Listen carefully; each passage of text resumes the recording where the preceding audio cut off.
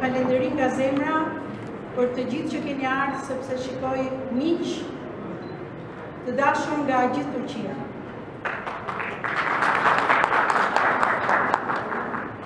I nderuar ambasadori i Republikës Kosovës, zoti Bernezi, i dashur Egon.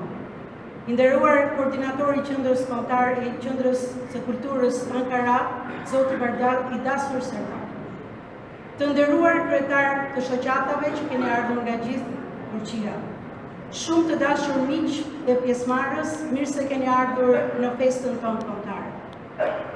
Është nder i veçantë për mua që të jemi së bashku në këtë ditë të gëzuar dhe në këtë aktivitet organizuar së bashku me Ambasadën e Republikës Kosovës dhe Qendrën e Kulturës Sami Frashëri në Ankara. Jemi bashkë për të festuar 113 vjetorin e shpalljes së pavarësisë dhe ditën e flamurit kombëtar.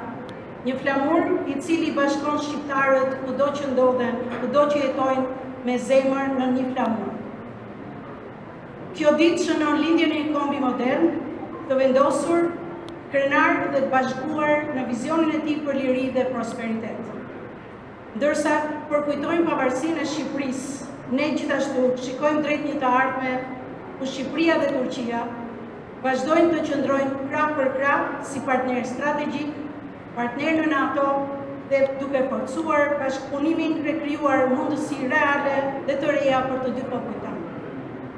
Kjo festë nderon partneritetin e thellë dhe strategjik midis Shqipërisë dhe Turqisë, i cili nuk është vetëm diplomatik, por është një marrëdhënie e rrënjosur në historinë tonë të përbashkët, në një vizion përbashkët për paqen, stabilitetin në rajon dhe më gjërë.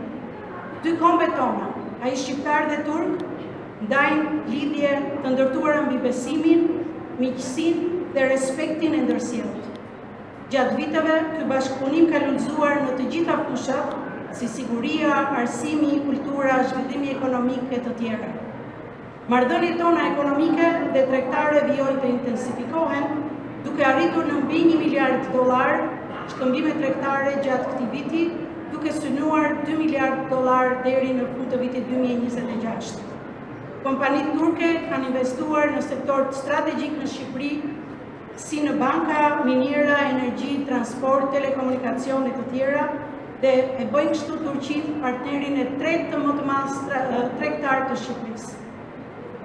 Qytetarëve turq që jetojnë në Shqipëri, numri i cilëve është ngritur ndjeshëm vitet e fundit, ne shqiptarët i ofrojmë të njëjtin respekt dhe vllazëri që i ka ofruar populli turk shqiptarëve që kanë jetuar këtu në më shumë se sa 100 vite dhe jo vetëm.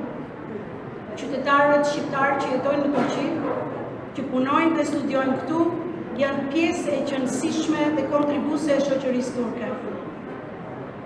Nëntori është muaji ynë kombëtar, pasi ne festojmë ditën e pavarësisë, si dhe ditën e alfabetit.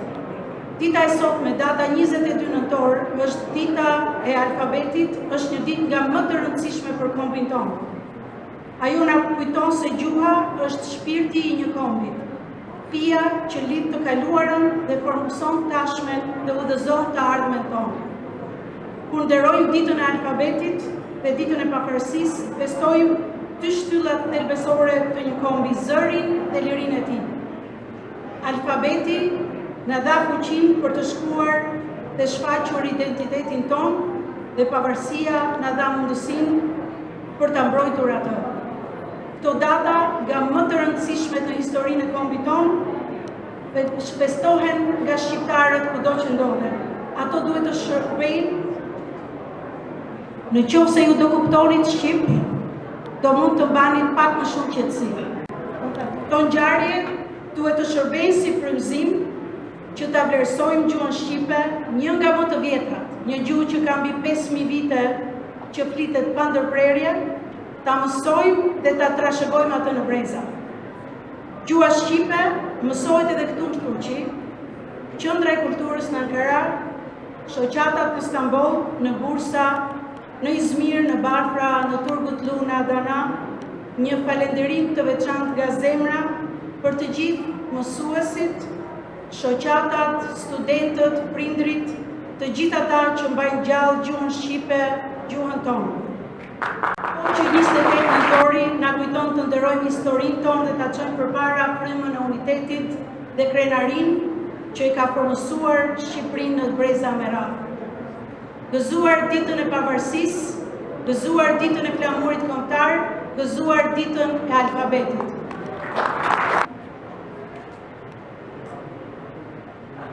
E nderuar ambasadore e Republikës së Shqipërisë, zonja Blerta Karzadej, e dashura Blert, i nderuar koordinatori i Qendrës Kulturore Shqiptare Sami Frashëri në Ankara, zoti Serdar Vardar, të nderuar bashkëdhëtar, zonja dhe zotri, të nderuar student, të nderuar kryetar, shoqatash dhe antar shoqatash nga ana e mban Turqisë.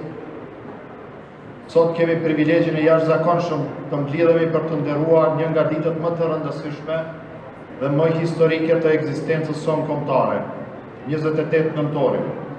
Ditën që simbolizon realizimin e aspiratave shekullore për liri dhe vetësi, ditën kur shqiptarët u ribashkuan në familjen e shteteve evropiane.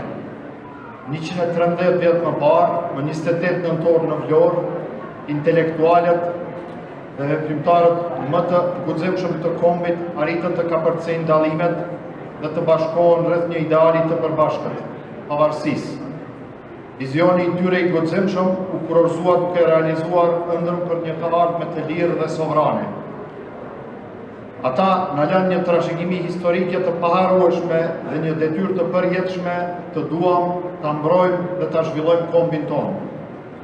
Në historinë tonë më të re, 28 nëntori, përveç se festohet si ditë e pavarësisë së Shqipërisë dhe si ditë e flamurit kombëtar, ajo festohet edhe si ditëlindja e komandantit legjendar Adem Jasharit dhe si ditë kur për herë të parë është paraqitur publikisht ushtria shqiptare e Kosovës.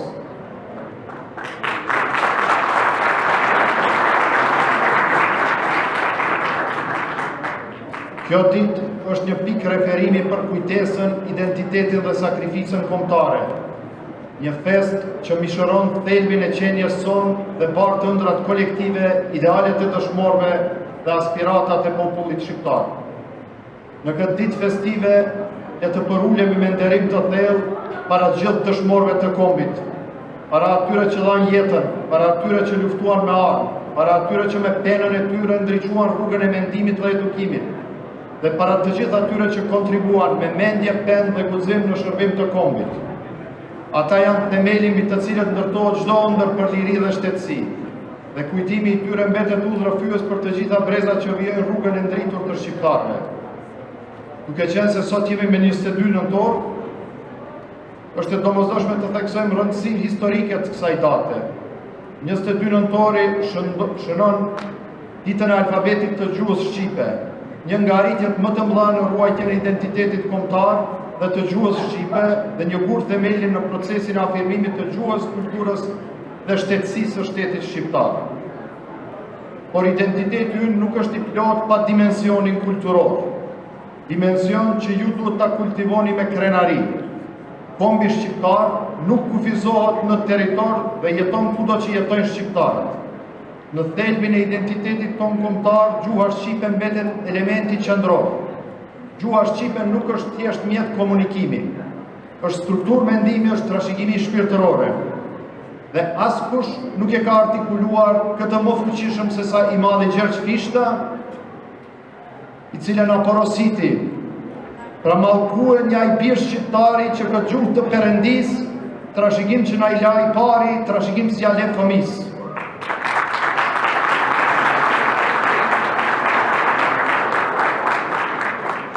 Dhe ati u thaft po goja që përbuz këtë gjuhë hynore, që në gjuhë të huaj kur s'është nevoja, flet e të vetën e lem bazdore.